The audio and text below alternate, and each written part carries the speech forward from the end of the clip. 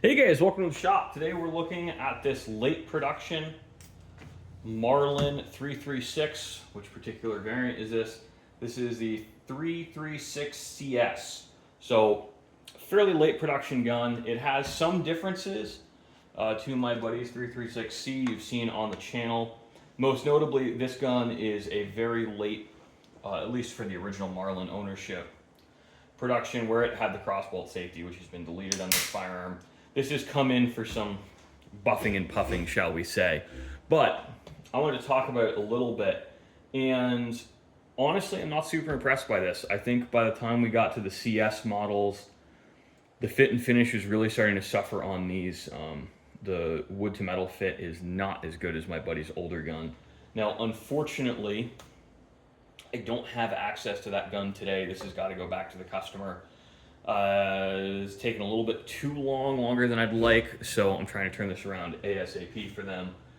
But I wanted to talk about it, and I think that people will put all of the original North Haven Marlins on a pedestal, and I don't think they deserve that. Now, this thing is probably 6 or 8 ounces heavier than that other Marlin because they changed the barrel contour. It's a simpler contour, but it's also noticeably heavier. And the butt pad fit is leaving a little bit to be desired, even for a factory gun. Same thing with the grip cap, but they even put the Marlin bullseye off center on the butt. Really not super impressed with these guys. I don't know if I'd recommend one of these over a new production Ruger Marlin at the same price point, but Ruger's really starting to struggle with some QC issues. So I really don't know where we should go for relatively affordable, good quality lever guns. I mean, the bluing on this is not nearly as good as the older guns. And it's just a shame because with inflation going on, wages aren't keeping up, guys. Consumer goods like this are just getting really, really expensive. And I think they're being priced out of the average person's budget.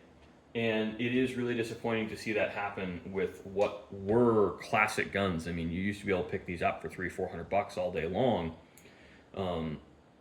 No big deal. And now I'm seeing these at the $600 to $800 price point in this condition, sometimes more at local stores, which I think is really frustrating because these used to be relatively affordable guns for people just getting into deer hunting.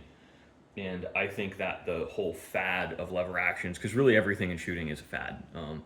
Whenever something gets really, really popular, give it 5-10 years, people lose interest.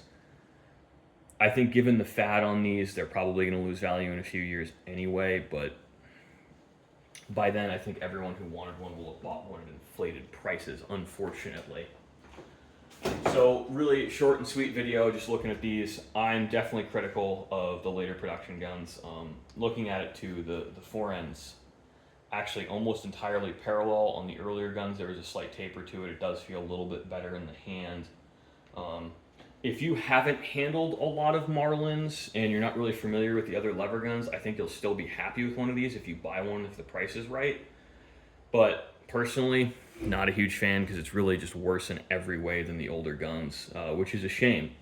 And, it's kind of, I've heard it referred to as the enshittification of consumer goods across the board. And I think that's a really good way to put it, unfortunately. While I am a pretty serious Winchester fan over the Marlins for a variety of reasons, I do think the Marlins have a place. They're definitely fun guns to shoot. I think these shoot a little bit nicer than the Winchesters, so if it's mostly a range toy, I don't think you can go wrong with one of these. I just don't think they carry as well. And in my opinion, the single most important factor for me on a 30-30 lever action is how does it handle, how does it carry? Is this something that's easy for me to take out in the woods? And I think the late production Marlins really don't achieve that very well, in my opinion, because they're just too heavy. And that's really a consistent complaint I have with most of the Marlin lever actions across the board is compared to those competitors, you're picking up 8 ounces to a full pound, and this is 1.5 pounds heavier. I have put it on a scale than my Winchester Model 94 with the Beech stock, and Beech is denser and heavier than at least the walnut I've seen of similar era guns, which is a little bit insane to me that how much porkier these guns are. Definitely going to be critical of it. A little bit of a quick ramble, but it's fun to try and look at 10%, 5% of the guns that come through the shop.